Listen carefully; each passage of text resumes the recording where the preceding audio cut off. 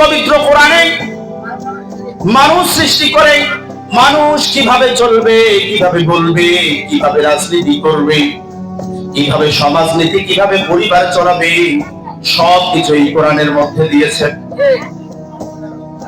সবকিছু পবিত্র কোরআনুল কারীমের মধ্যে আল্লাহ তুলে দিয়েছেন।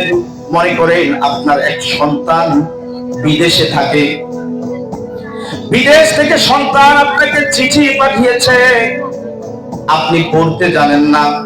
আপনার দায়িত্ব হলো ওই চিঠির মধ্যে কি আছে যে পড়তে জানে তার কাছে শোনা, ঠিক না?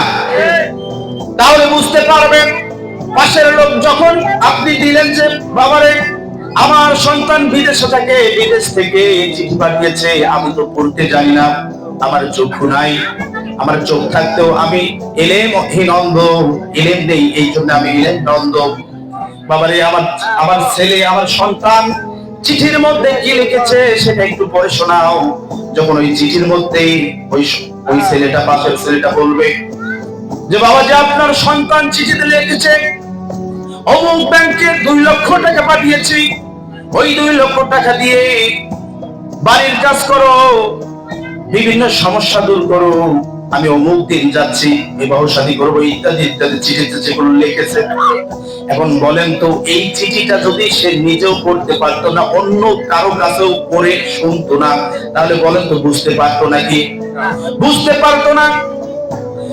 যত টাকাই পাঠাক না কেন, অর্থাৎ সন্তান বিদেশ থেকে যা বোঝাতে চেয়েছে চিঠি অন্যের কাছে পড়িয়ে শুনে যদি আমরা না বুঝতে পারি অথবা নিজেও পড়তে না পারি, তাহলে চিঠির মধ্যে যা আছে আমাদের বোঝা যেমন সম্ভব না। আল্লাহ রাব্বুল আলামিন মানব জাতিকে সৃষ্টি করে মানব জাতির গোটা সিস্টেম কিভাবে চলবে, পূর্ণাঙ্গ জীবন ব্যবস্থা শুরু থেকে শেষ পর্যন্ত সবকিছু এই কোরআনের মধ্যে আছে না নাই? সবকিছু আছে, সবকিছু দিয়ে দিয়েছেন। এখন এই চিঠি যদি আমরা চুমু খাই আর ঘরের মধ্যে সুকা সেটেনে রাখি, বলেন তো কোনো লাভ হবে? কেন লাভ হবে না? ওই যে সন্তান যেমন চিঠির মধ্যে 2 লক্ষ টাকার কথা বলছে, আমি যদি অন্য কারো কাছে শুনে বা নিজে পড়ে না জানতাম, তাহলে ওই টাকা যেমন নিতে পারতাম না, আমার ক্ষতি হতো। এই কোরআনে আল্লাহ রাব্বুল আলামিন যা কিছু নিষেধ করেছেন তা থেকে বর্জন করতে পারলাম না যদি না জানি, যদি আমরা এই চিঠিটা পড়তে না পারি, এই চিঠির জ্ঞান অর্জন করতে না পারি, তাহলে এখানে যা নিষেধ করেছেন সেটা অর্জন করতে পারবো না, যা হুকুম করেছেন সেটা মানতে পারবো না। এখন বলেন তো কোরআনের জ্ঞান অর্জন করার দরকার আছে না নাই?